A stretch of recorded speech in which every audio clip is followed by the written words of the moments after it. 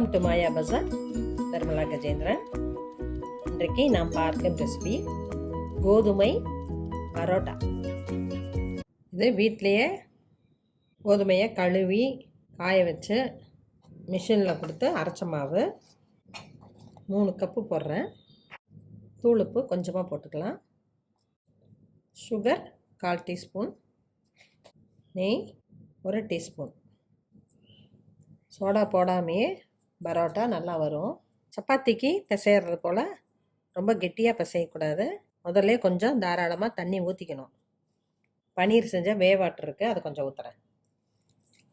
வே வாட்டருக்கு பதிலாக கொஞ்சம் பால் கூட சேர்த்திக்கலாம். கெட்டியாக இல்லாமல் கொஞ்சம் சாஃப்டாக பிசைஞ்சுக்கணும்.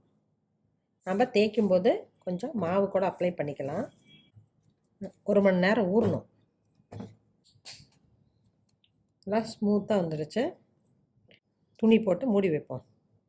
நம்ம ஊற வச்ச மாவு மறுபடியும் ஒரு தடவை பிசைஞ்சுக்கலாம். நல்லா சாஃப்டாக இருக்குது. இதே போல் மைதா மாவுலேயும் போடலாம். மைதா மாவை அவாய்ட் பண்ண சொல்கிறாங்க, அதனால நம்ம கோதுமையில் செய்கிறோம்.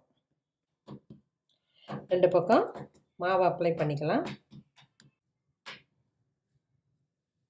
ஓரளவு சன்னமாக தேய்ச்சிட்டோம். மைதா அளவுக்கு வராது. நெய் கொஞ்சம் அப்ளை பண்ணிக்குவோம். கொஞ்சம் மாவையும் ஸ்ப்ரெட் பண்ணுவோம். இப்போ அதை அப்படியே சுருட்டிக்கலாம்.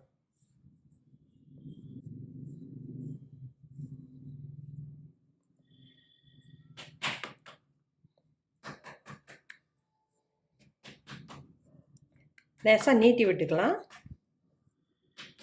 அப்படியே சுருட்டிக்கலாம்.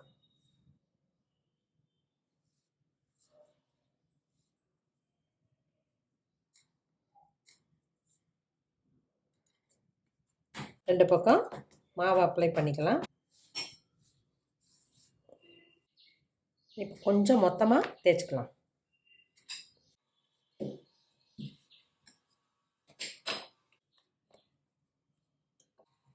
இப்போ தோசைக்கல்ல காஞ்சிருச்சு, போட்டுறலாம்.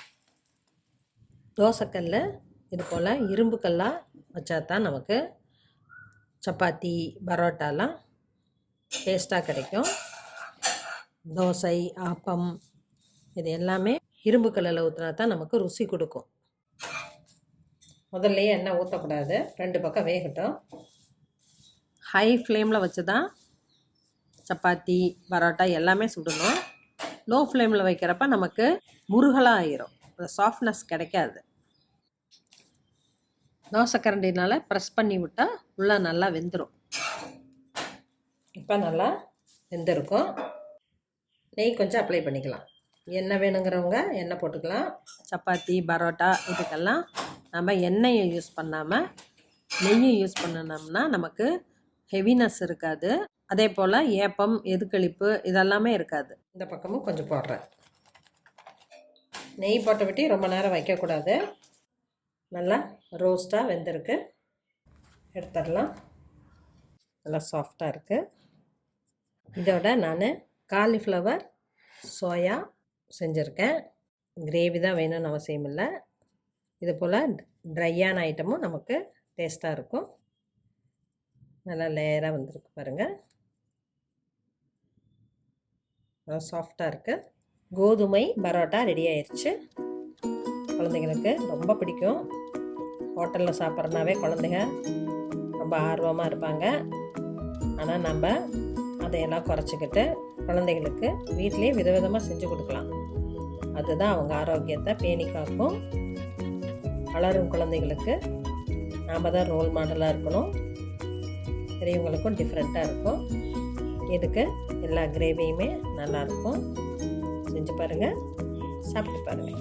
பிடிச்சிருந்தால் சப்ஸ்கிரைப் பண்ணுங்கள், ஷேர் பண்ணுங்கள். தேங்க்யூ.